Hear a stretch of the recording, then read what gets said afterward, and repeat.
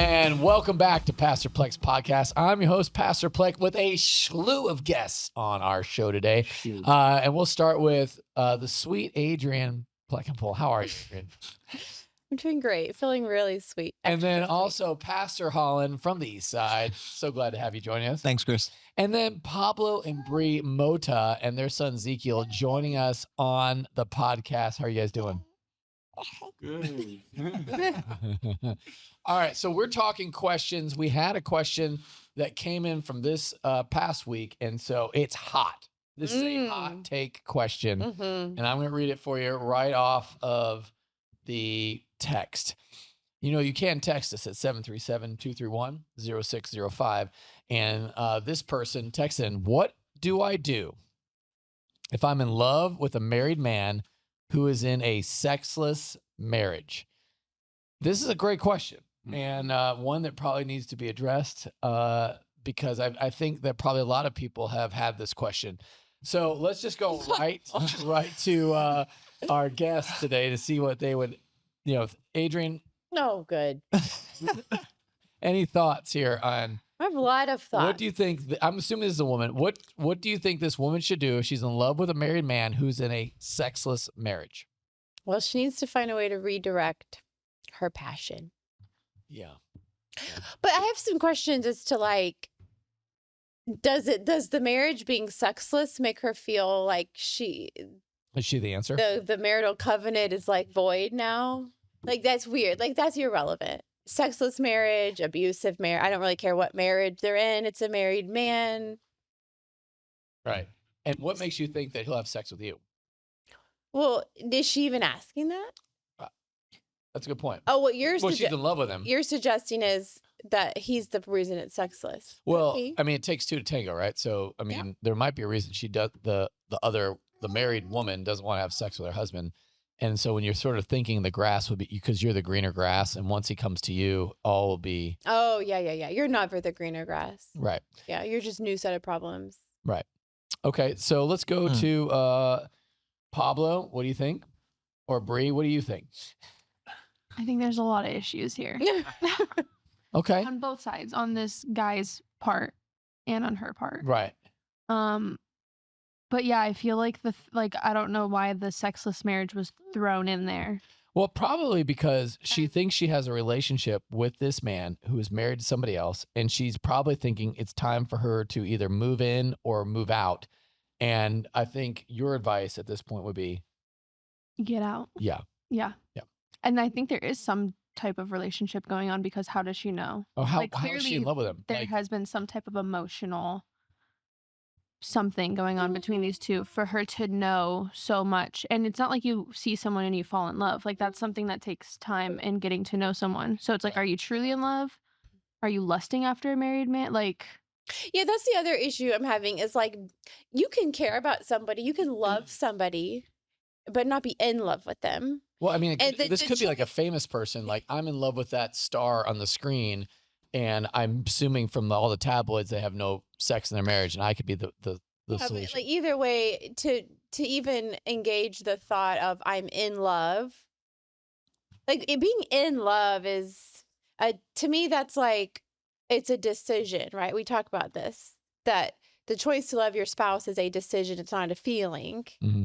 And I can care about a lot of people. I can love a lot of people because I care about them. But that's different than being in love with them, which is a choice to, so why I don't know. I guess I'm that shouldn't have gotten there. Okay, fair enough. Pastor Holland, how would you pastor this person through her current feelings to get her to a place of healing and wholeness? Yeah, the situation to me sounds like a situation that Satan has been working, in a lot of different ways. One, sexless marriage, Satan's at work there, right? It's God's desire for marriages to be sexually intimate and full of life and love. And so Satan's obviously been at work there. There's issues going on there. Then, for this other woman to fall in love with this man, whether the marriage is sexless or not, if you're in love with a married man, you've not been led there by God. You've been led there by the lust of your flesh and the lies of the enemy. And then bringing up the sexless part of it is like a way to maybe justify or like, does this Right. give me the right? Okay, like I'm in love with a married man, and I know that's wrong in general, but he has this kind of miserable marriage. Does that give me the right to kind of like step in and insert myself into this relationship? And so basically it looks like the work of the enemy all throughout it. And so you need to counter that with the truth of God's word that says flee sexual immorality. So what do you do if you're in love with a married man in a sexless marriage? You flee. You flee sexual immorality. You confess to God and to someone else in church that you're having these desires and temptations and struggles, and you seek help to move on and accept the reality that marriage is meant to be permanent. And the best thing for a sexless marriage is not to end that marriage, and break it off with some affair, but rather for them to seek healing and help from their own church community. Yeah, and I think the pastorally with this woman, I would say, hey, there's a Bible verse for you, 2 Corinthians 10:5. We destroy arguments and every lofty opinion raised against knowledge of God, meaning that this is not of God. Yeah. And I know that there's a justification. I know that your heart is, if God only knew my heart, well, God does know your heart, and it's wicked and deceitful above all things. And so because all human hearts are like that, we can't trust our heart. That's why we have God's word, God's spirit, and God's people. And God's spirit can be confusing sometimes because you're like, is that me or is that God? Is it me? Is it God? God's word is very clear that it's sin to break up a marriage or kind of even have desires for this married man. Mm-hmm. Like that is a sinful desire. Like that is not we're all tempted. No, that's a sinful desire. And the way you handle that in 2 Corinthians 10:5 is take every thought captive to obey Christ. And so I think this part of like obeying Jesus, you have got to get into the war of your mind to take that thought captive and say, I'm going to obey Jesus, even if it causes me personal pain and heartache, because I have such love that I have to mortify in my flesh because I know that Christ is worth it. Like, do we really believe that Jesus is enough? We sing the songs, you're more than enough. We talk about Jesus and we ask people, we say this every Sunday, your soul feeds on Jesus like your body feeds on bread. In the same way that your body physically needs food to sustain, you need Jesus to sustain.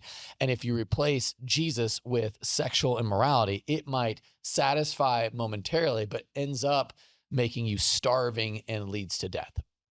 So I think that's like that'd be like the simple answer there. And I do think this is something that let's just take beyond this situation, because I do feel like there are a lot of couples that are like, they're wanting to justify their sin by the condition that they're in. And what I mean by that is, we're not ready to get married yet, but why should we be paying two rents? Why would we live apart from each other? Like that doesn't make any sense. And what you're doing with that is you're saying, I want to use sex for a financial gain. What we normally call that's prostitution.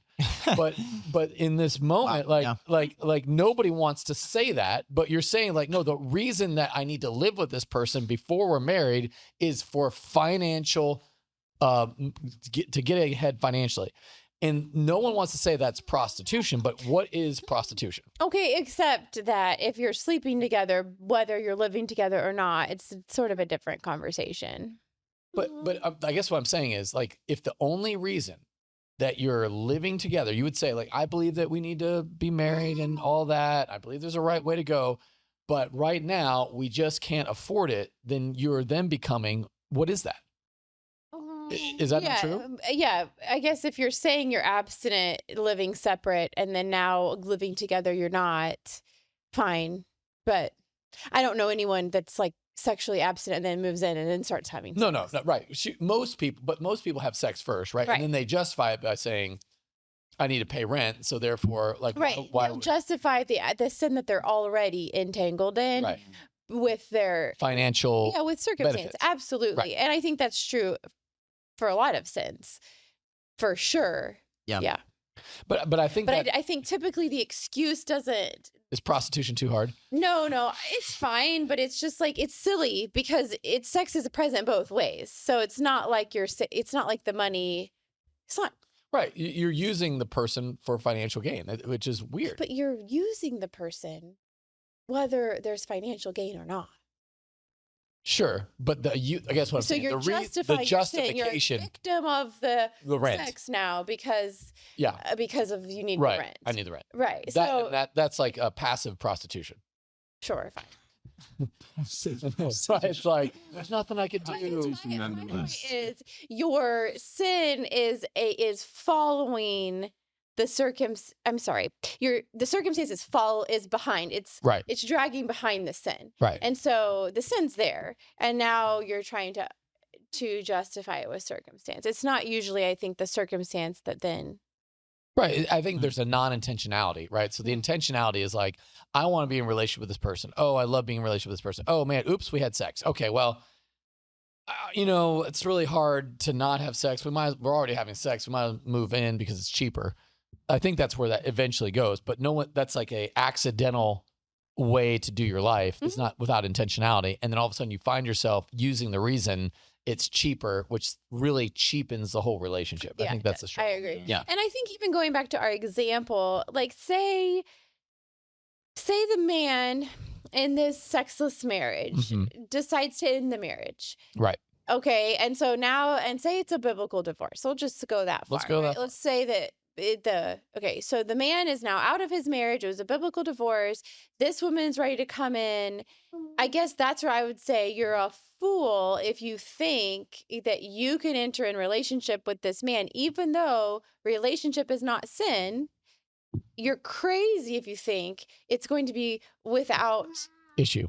Most of the issues that he probably had in his last relationship, A, and B, without issue from your past experiences. It's like you're completely crazy if you think that this is whatever chemistry and connection you have today is gonna just only get more positive and more commitment. And sin makes us crazy. Like what you were saying, completely crazy is not like whoever sent in this question, like you're some unique crazy person. Like we all have this craziness that we get into, like, have some sinful desire and we start fantasizing about it. Not even exclusive to just like lust and sexual stuff, but like some kind of selfish thing that we get this idea, this vision in our head about, and then we start looking for reasons to justify it. Right. And so sin makes you crazy. And this sounds like one of those situations where it's just like, oh man, I'm in love. He's unhappy. Wouldn't it just be better for everyone? And you start going down this path of trying to justify it because, well, it's a sexless marriage and we're in love and da-da-da-da. But if you're able to just actually step back from the situation and just deal with it in, I don't know, the strict terms of like what God wants for you in this is very clear. Leave it alone, move on, like that man made a commitment, vowed until death do us part, like. I think this is why it's really hard. And I think this is where, the dynamics of men and women friendships and connections, it's like at some point, I'm sure this was a very pure relationship, a friendship type thing. And somehow it crossed the line. Like somehow it went from, oh, hey, how are you doing? Oh, it's good to see you, in passing, to a conversation that somehow talked about his sex life. How do you get there with, as a married man with another woman? Like that should be never talked about in like, just, you're throwing around, here's how my sex life is going. It'd be really great if I had some more sex. Oh, I wish I could fulfill that for you. Like, I think, is that how that goes? I mean, how did those conversations even get to that point? Yeah. Well, I think after having been in positions where I'm totally like blinded by a female's intentions toward me, but then Bri points them out, it's like a little bit easier to see things like that now. But I think that, and look, if you're the person that's saying this question, like, I'm not saying this is you, but that a lot of times this is probably what's happened, is that a female has a special interest in a guy. She finds him attractive. She thinks he's cool. And all along, like, maybe, I don't know if it was intentional or not, but that relationship starts. And I think if you're that person, that boundary has already been crossed the moment that you start that relationship. Right. Because you know that you have certain feelings towards that person that shouldn't be there, that you've already sinned in your head, and now you're taking action. And so, you know, not to say that that's what this person did, but just to say that even, you know, starting that relationship is crossing a boundary that shouldn't have been crossed. Yeah, definitely. And how it unravels from that point on is, you know. Well, let's talk about that. What kind of boundaries should we have as men and women, married men and women? And I'm assuming that this woman is single. That's where it gets a little bit confusing. Well, and one thing I was going to say before that is I don't necessarily think, I think that the information of a sexless marriage can come off in a lot of environments. I don't think it's not necessarily a one-on-one conversation. So I guess this is where I'm like, it's also, I'd be curious what the context of their friendship is, you know, because you're in groups of friends with people making jokes or comments all the time. And you can learn information about people and what's going on. And it might not necessarily been like, I haven't had sex. Yeah. Right. No, like you can, I mean, that's kind of a common, like a person that's in a marriage where there is no sex is probably, and if they're an open person, they're making jokes about it. They're making comments about it. Like, it doesn't necessarily have to be this intimate conversation. Okay. And so I guess that's where, so I guess in my mind, this friendship isn't necessarily, like, this goes back to what I said at the beginning of her phraseology of I'm in love. I'm like, man, to me, that's the problem. It's like, is the co-ed relationship to me is, I don't know. That's just my view. I don't necessarily think that's the problem. The problem is she's chosen a mindset to see this man in that is a choice. Like, she could decide to care about him and she could decide to be pro his marriage. Okay. But she's choosing not to be pro his marriage and care about him in the way that ultimately would be the best thing for him. Instead, she's choosing to selfishly desire to fulfill something in him that would actually be to his detriment and to her detriment. And she's choosing a narrative, a context of which to view the relationship where she's in love. Like, she's not just, I like this guy. I enjoy this guy. I care about this guy. Like, I'm in love with him. Like, how do you move that fast? Don't go there. Like, be in love. And if you can't unbe in love, then flee. Okay, fine. But like, or just choose to unbe in love, or choose to love him, which means be for his marriage. Exactly. Yeah. Like Hebrews 13:4, let marriage be held in honor among all. So like, number one, that's you got to be your personal commitment. As a Christian, I'm going to honor marriage, and I want him to honor his marriage, right? And then it says, and let the marriage bed be undefiled, for God will judge the sexually immoral and adulterous. So you got to know, like, if this person who's sending this in is a Christian, you got to know you're thinking about doing something that brings about the judgment of God. And if you're really considering that, you got to consider, are you really a Christian? Right. And if so, repent from that desire, not just from the action, the desire, but repent from the desire and humble yourself before God and ask him to help you hold marriage in honor. Yeah. And I think if you're at this point where you haven't gone through with it yet, you're at I'm not saying great place, but you're at a better place. How about that than if you had? Yeah. And so this is a great time to bring in church leadership. This is a great time to say, like, hey, I am at this place of vulnerability in my own heart. I know I'm about to go down a dark path. Yeah. Speak truth into my life. Pray the gospel over me. Ask the Holy Spirit to give you the courage and the accountability structure that you need. That's why community is such a powerful takes such a powerful part in somebody's life. And Amen. I think also, if for the person with the question, I think one thing that I always have to do in my life, whether it's like an area of temptation like this or in my parenting, my huge, like, I don't want to go home in 45 minutes. I just don't. I would rather do literally anything else. Okay.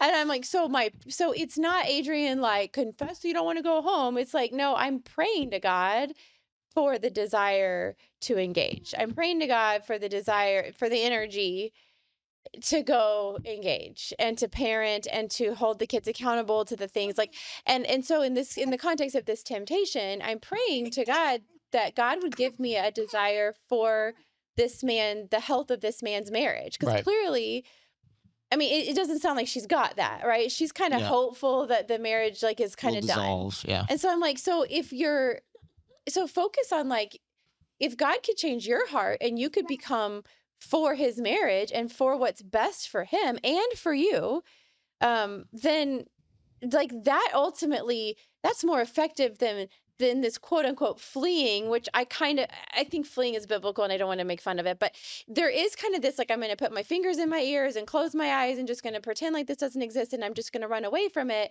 But it's always kind of on this back burner as this option that you're either actively running away from, but maybe that's sitting there. And what would be, to me, what's healthier is to say, man, like completely kind of what you were saying, Holland, like undo that desire that I have. So God, like give me a desire for what would be healthy and honoring to you. And in the meantime, I'm going to take actions that are going to help me align with that desire. Yeah. And that then now you have this redeemed friendship where that feels good. I love what I think. It's not that she loves him too much. She loves him too little. Because if she really loved him, she would say, she would challenge him because she would know, and granted, it's hard to know this, but you love him too little because you want his affections over what is best for him. Right, absolutely. And what is best for him is the marriage the way God designed it, and for them to have sex within their marriage. Absolutely. And so by loving him more, you would say, God, please help them have sex in their marriage, ignite a fire and chemistry within them, and encourage that sort of behavior, as opposed to the selfish thing to do, to love him less, to love yourself more, is to like flirt or whatever it is where you steal affection away. So maybe he'll want me more. Right. And I don't know if she's doing that, but that's exactly it. And so if she could get to a place where she could care about him enough to want the things of God for him, then to me, that's the ultimate win. Because then it's not like you're trying to white knuckle this resistance to temptation, but instead you're actually repenting of a desire that was ungodly and changing it into a desire that is godly, which we're having to do that with a lot. Like parenting is just one example. But I mean, like a work ethic, like choosing to work hard at a job that you're sick of and that you're tired of, like, and you have cruddy people to work with and for. Right. And so it's arguably sinful to kind of check out and not try. I mean, God makes it very clear we're supposed to work as unto the Lord. And so I'm like, so we're going to pray for that desire to change, not just try to like resist the temptation to be lazy. Yeah. So I think there's like, and your actions have to follow. So it is twofold, but I just feel like, I think in all of my like Christian, like, and they wouldn't have to be Christian, but in all of our like couple friendships and relationships, like that's one of the reasons that I'm always like mindfully prayerful of my girlfriends and of their marriages and the men that we are friends with. It's like, if you're praying and you're disciplined about like truly desiring the things best. of God, then your mind is not caught up in, you get stopped long before you're down this road of inappropriate crossing of boundary things, because you want the things of God for them and you care about them. And so. Yeah, I want to go back to what Holland said with just like a misordered love, or you don't love them enough. Like, let's talk about like in just like not this particular situation, but like two single people love each other and they would say, I just love them so much. I got to have, how can I resist? I need to have sex with them because I love them so much. And I would say, and probably everyone here would agree, that you love them too little. Like the reason why you love them too little is because you don't love them enough to put down your selfishness of, I want my desire fulfilled for the holiness of God, which is ultimately for God's glory and their ultimate best. You guys, Bri, probably, can you guys speak into that? Yeah. I mean, I don't know if it's lack of knowledge or just pure ignorance and selfishness, but I've met someone who, made the excuse of, we can't afford to rent, so we have to move in. Right. And we had him over for dinner, and we've gone through this. Right. And so I share our testimony, and we have friends that have gone. And your through testimony is that you were that couple. Yeah, but we tried our best to fix the situation, right? And obviously it wasn't perfect, right? But we still saw a blessing from it, you know? And we have friends that essentially did the same thing, and they saw a lot of blessing from it. And what I try to tell him is, I get your point from a world perspective, like your finances, whatever, but just know you're setting up your marriage not for failure, but it's going to be hard. Like, it's not going to be easy. And, you know, I give him all the scriptures. I give him specific examples. And even your own life, when you give your own life example, they're not like, wow, that's powerful. I'm glad you did the right thing. Yeah. And it was so sad because at the end, it basically, he straight up was like, I know that's God's will, but this is what I'm going to do. And I'm just gonna hope for the best, and it genuinely, the conversation was out of love. I'm like, dude, like, you think you're helping your family, but you're not. They both have kids from separate, you know, I don't know, marriages, but I'm just like, dude, you're not doing what you actually think you're doing. That. And I feel the same exact way about these marriages where we're having like when you have to get married immediately because the temptation, I think that's a double-sided coin, because I think sometimes I'm like, okay, there's some humility in saying, yep, we understand that there's huge temptation here. I think especially if you have a past with that person, like, you're like kind of in this lose-lose situation. You've opened up this realm. I mean, I think there's a healthy balance between having wisdom and saying, okay, we're not going to set ourselves up for more failure to sin, and going ahead and getting married sooner than we had planned. Right. But I think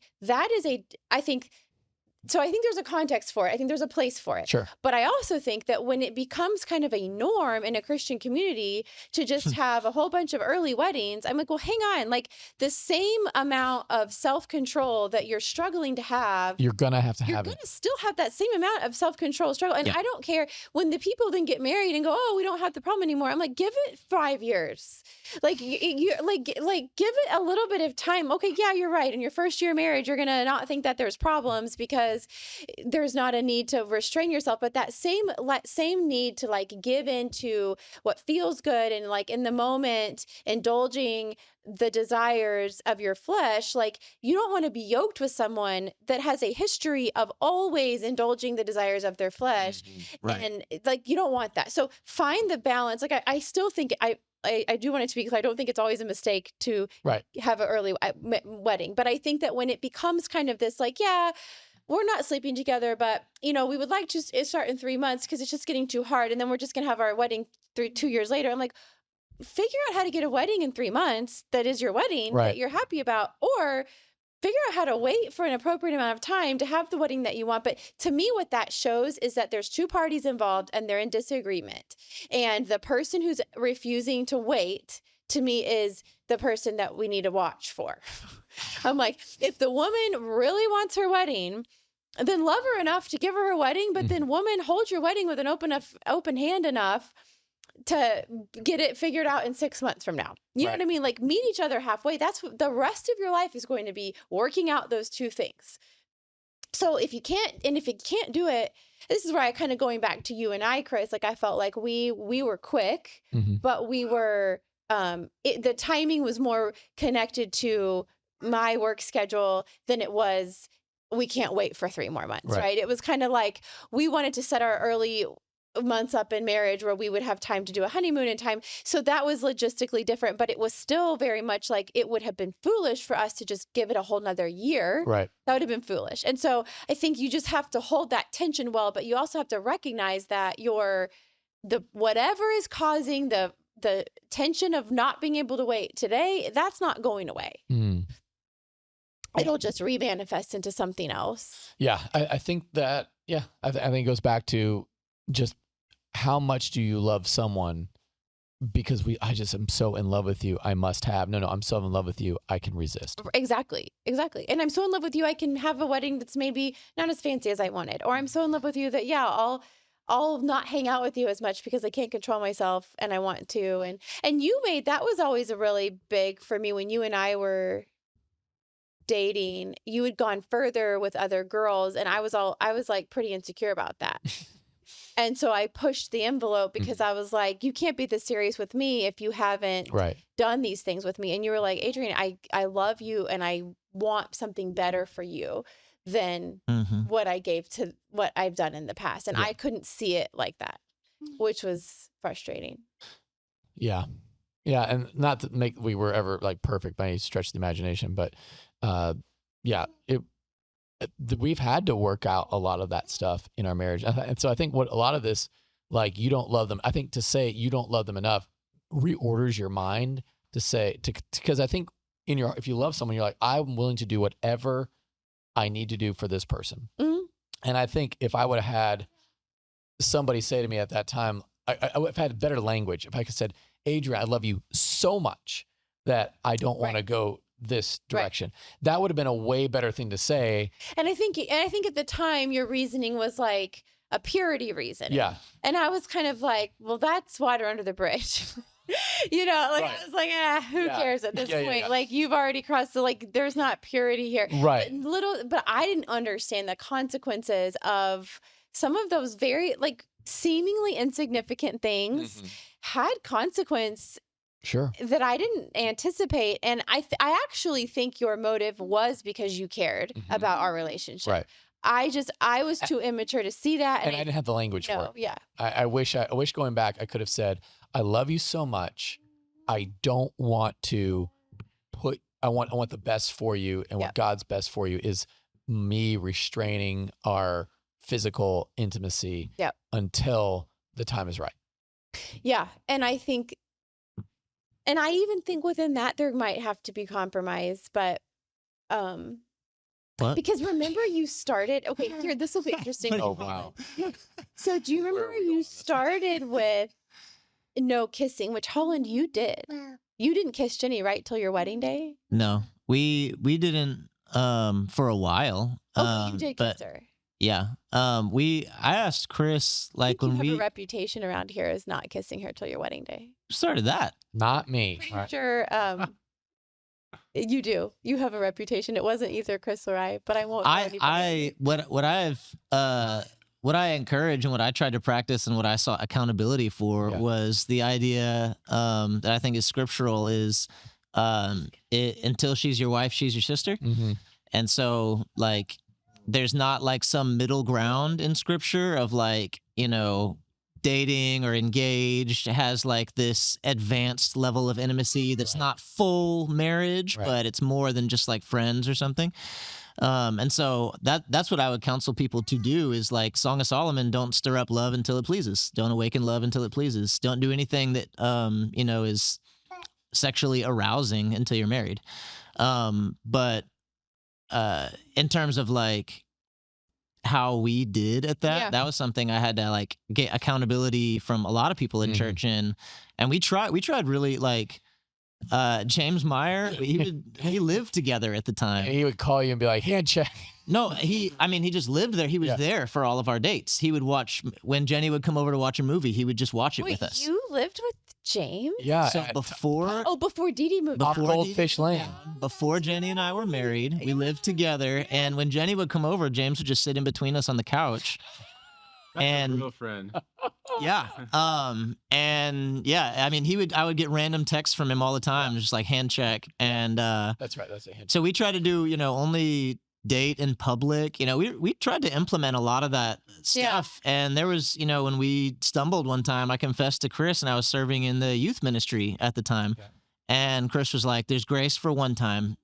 And he said, if you do it again, you have to step down. Space that follows his grace. Yes, that's good. But I was like, sweet. I appreciated that. And we took it really seriously. And I don't know, it was helpful. Because I think when we started dating, you were I was You're an trying. extremist, right? I am. And I know that, and I think, and so he was like, "We're not kissing," and I'm like, "Well, that's stupid." Like, and I think that's what I mean by It's actually genius. That's what I mean by compromise. But I thought it was so dumb, and I'm like, "Don't be so selfish that you can't kiss me." And I was trying to, and I wish I would have said, "I love you so much." That I think I would have said, figure out how to get control of yourself and be able to kiss me. So this is where I'm like, maybe that's not fair. But I do feel kind of like that was crazy. I thought it was crazy. I thought it was absolutely insane. So I didn't respect that. So maybe that should have been a red flag for you. See, like, I think this is pure, like, flag. I think a kiss, like a peck, like a kiss on the cheek. I'm like, David and Jonathan kissed. Yeah, brothers. Paul and Peter said, greet each other with a holy kiss. Yep. There is a form of giving a kiss that is friendly, if you're brotherly, even. Yeah. Brother, sisterly, even. Okay, but you should also have some. But when you go to making out, when you go to like that is like awakening love. That's going beyond. That's stirring up love and arousing something that's meant for marriage that can only be consummated in the marriage bed. And so that's where, if you're doing that, I would say you're already out of line and not on a good path. Yep. But Chris agrees. He really screwed up. Nice. I know, it's fixing for worse. Yeah. Yeah. It's like, listen, hey, I do feel like there's grace and all that, right? Like, I feel like there's redemption and like you can right the ship, so to speak, by really leaning into God's grace and leaning into God's favor, leading to God's joy. But starting right helps you continue right. Because why not just start from the beginning doing it right? And then you don't have to have a huge course correction. And like, I thought we fought really hard to protect, purity. Like, we did sin and we did stumble. And there are times when I confessed and, we needed grace there. But a lot of it was like, no one even shared that conviction. Like, Chris was like the only other person that even like agreed that we should hold ourselves to that standard. Like, all my other, even Christian friends were like, dude, who cares? No, you should make out. You should do this. You should do that. And so for me, like, I had never even met anyone that held that conviction. And so I was questioning whether or not it was even right. Now, 13 years later, I have Christian friends who are married who actually did wait until they got married to even have their first kiss, who did wait for any kind of, that kind of affection or intimacy. And I'm like, it's possible. And it is possible. It really is. And it's just so crazy to the world. And that has rubbed off so much on the church, I think. But if we just go like, what is the standard Scripture puts forward for us? There's not a middle ground in between. Right.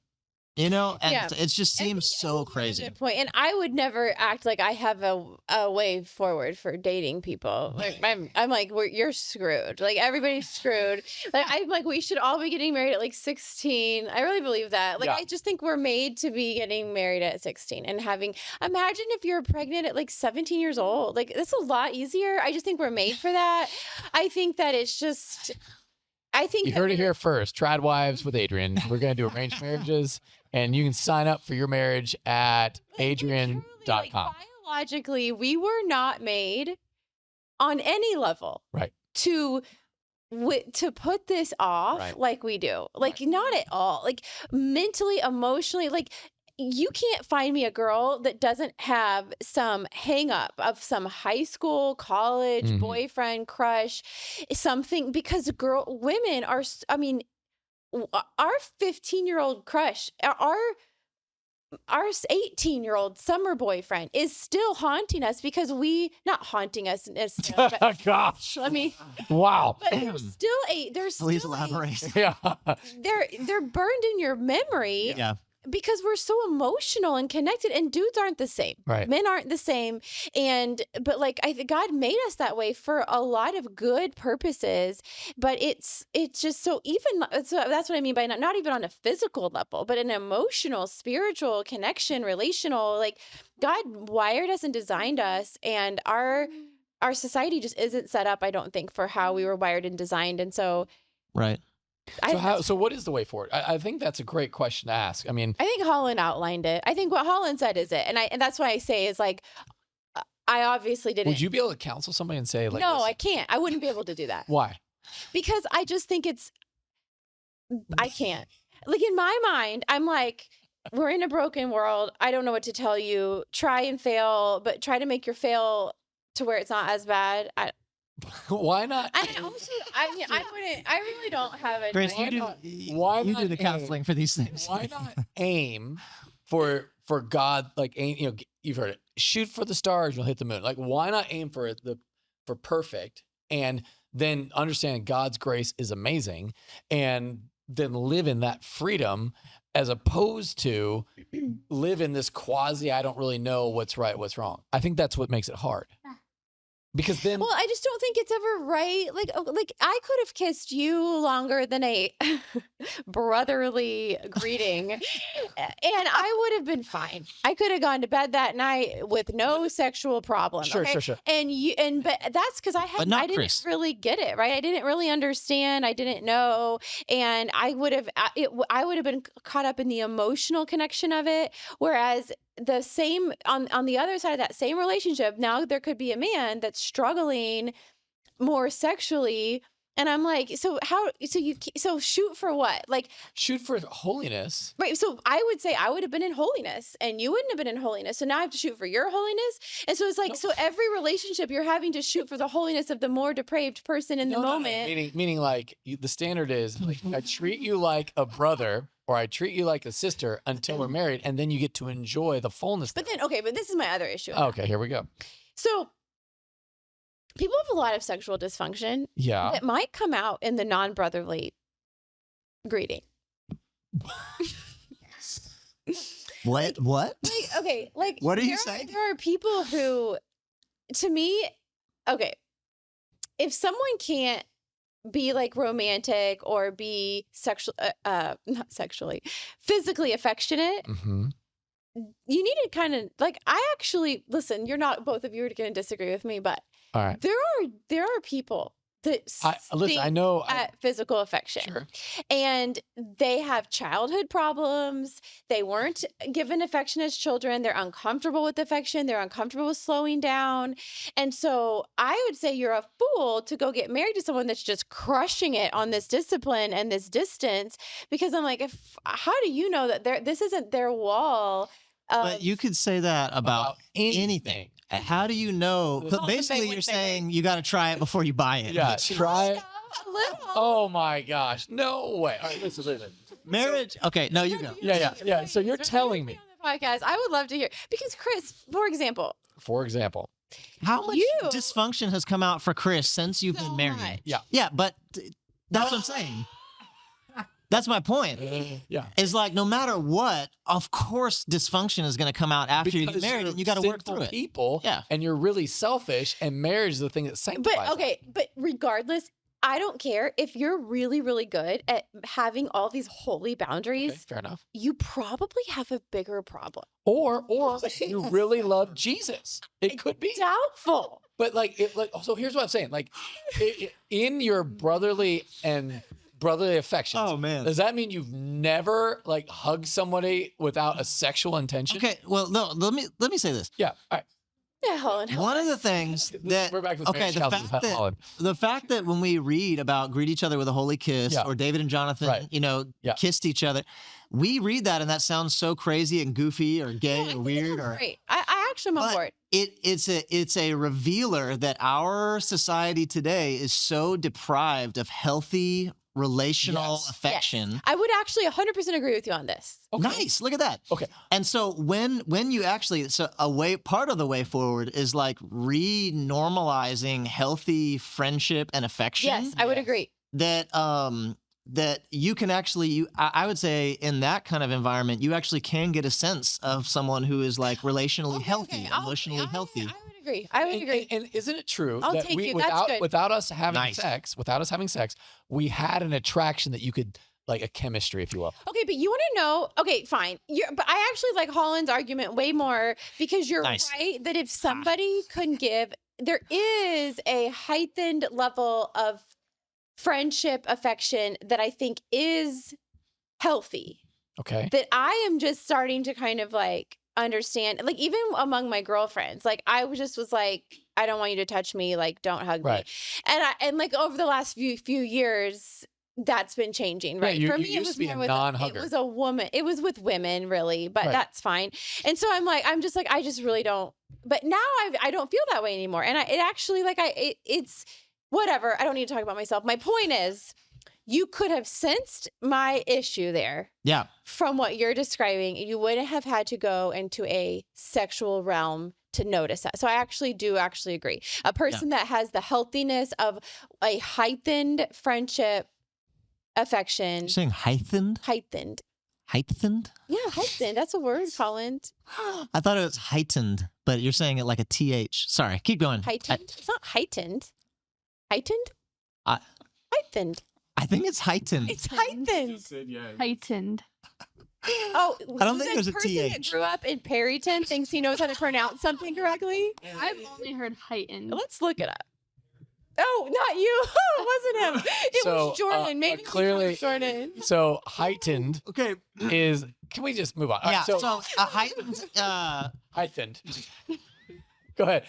You know, can I just tell the 001776 joke now? No. Is this a good time for that? it's No. too much All right. A whole episode for that. Okay. Oh my gosh. All right. Sorry. Go on. Back Carry to on. you. Carry on. You've discovered this reality. Okay, so I actually think Holland's accurate. Oh. If a person has healthy relational whatevers, it's going to come out in friendship. Here's the big, giant caveat. In our culture today, though, it's not a part of normal friendship things. And so I think that's where I do have a bit of an issue is like, as a church community, if we could pivot and become more affectionate with brotherly whatever you just said, greetings, then maybe it would be helpful because we could see, oh, look, these people are healthy and normal and they're not afraid of communicating physical affection that is healthy and appropriate. Right. But we don't have that. So then how are we supposed to Hold figure on. that out? It's possible to have that. Like my mom grew up like that. I mean, I saw her kissing everybody and that was just normal. But so this is, okay. So this is important because back to the original question, and we were talking about boundaries. Right. Like, I think there's a way to go so far in like, oh, I'm not even going to like speak to women other than my wife, or I'm never going to like Yes. put myself, That's ridiculous. But like, a healthy community is like, I don't have like deep, close female friendships where we just like talk one-on-one, but I have, my wife's friends, that, she's close with. Our families are close together and we were friends. Like I call them my friends. And like, there's women at our church where, it's normal. You greet each other with a hug and you rub someone's shoulder when you're praying for them and like those kind of normal, healthy things where you're not putting so much boundaries in space. So much sexualization on everything that I think it is screwing it up. And I would argue that like, there are certain things that, yeah. Okay. Fine. I can be convinced. You came around. I can be convinced. I guess I feel like, yeah. I mean, that's a good argument, Holland. Way to have a good argument. Wonderful. That's called. It was a productive podcast. That was very productive. That was way to go. Yeah. So I think that's the part of it. Like, what if we create a church culture where men and women like had some physical connection? It is heightened, by the way. I just Googled it. Oh, that's good. But you win two. To Holland 2, Adrienne 0. All right. What a day. What a day. All right. Imagine just for a second if we had that and there were people that normalized hugs, affection, all of that, and then they grew up in that's just what you did. And you didn't have this unbelievable sense of like, don't even look at that girl ever, right? Like I think. Yeah, that's weird. Right. It's not normal. Right. So, but I think that culture exists. What we have right now is the hyper-Victorian culture and the hyper-sexualized culture. Absolutely. And what we need is a Christian culture, which is like you are greeting one another, you're in fellowship with one another. You're like a family. You're like a brother family, brother and sister. And how many times are we peeling our boys off each other? And like when our boys hang out with other like girls and they're in a big dog pile and they're wrestling and they're whatever, like now, granted, as they grow older, that affection should shift from wrestling to just, being fun. And you, of all people, had that in high school. Yeah, absolutely. Like, I think what's weird is you're the only person I know that had actual, genuine, real friendships in high school and beyond that was actually something that was very admirable. And there wasn't any weird sexual things. And you had a lot of, you're still friends to this day. And how many high school girls am I still friends with? Like 0. You're right. And it was exactly what you're describing, right? It was healthy. And we did hug each other and we did sometimes wrestle. Okay. So there, I guess that's my point.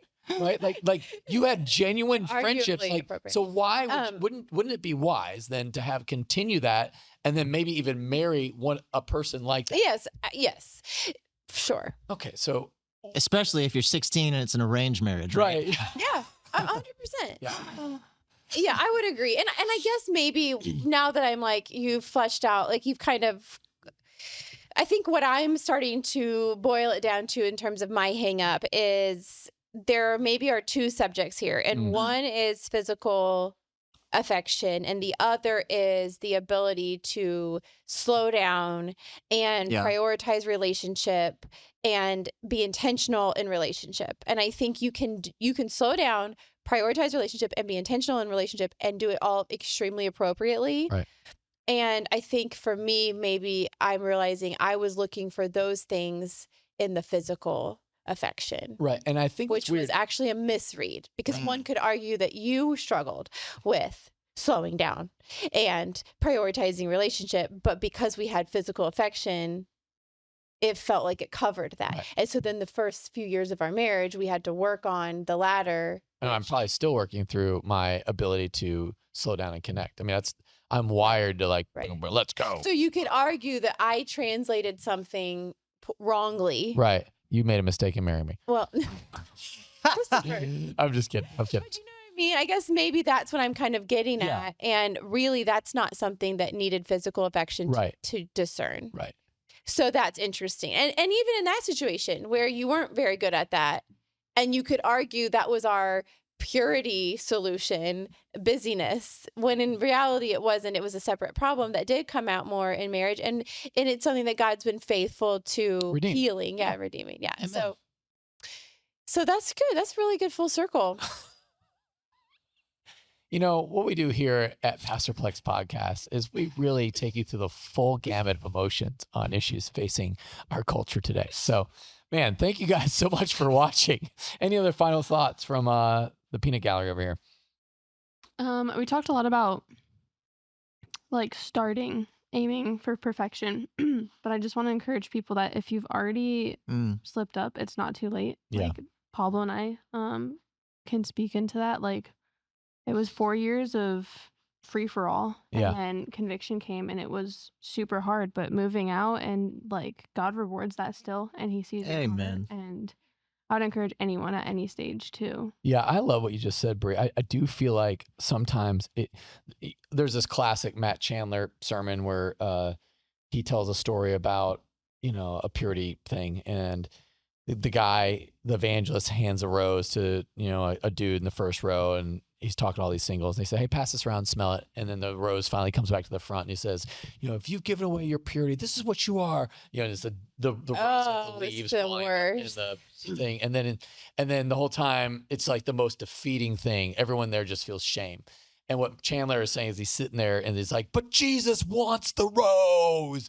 And Jesus wants your brokenness. He wants your defeatedness. He wants all that. And then he makes it all new. And I think the great part about for Adrienne and me is like, even though we both had issues from our own past and stuff, that God really has sanctified it and glorified himself. And we are at a place of real joy where we have conversations like this a lot. And it's really wonderful. And I'm just noticing you guys in your marriage, and the joy on your face, Bri, is of a woman that's well loved, as opposed to like just being in the abyss of just trying to control, Pablo so that you don't feel bad all the time.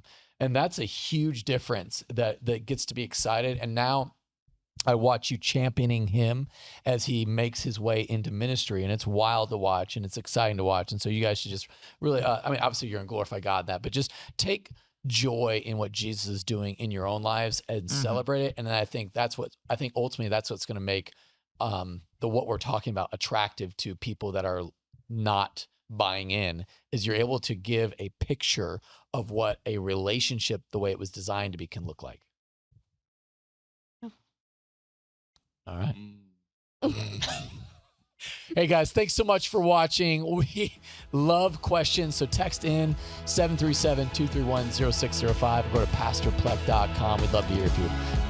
So from our house to yours, have an awesome week of worship.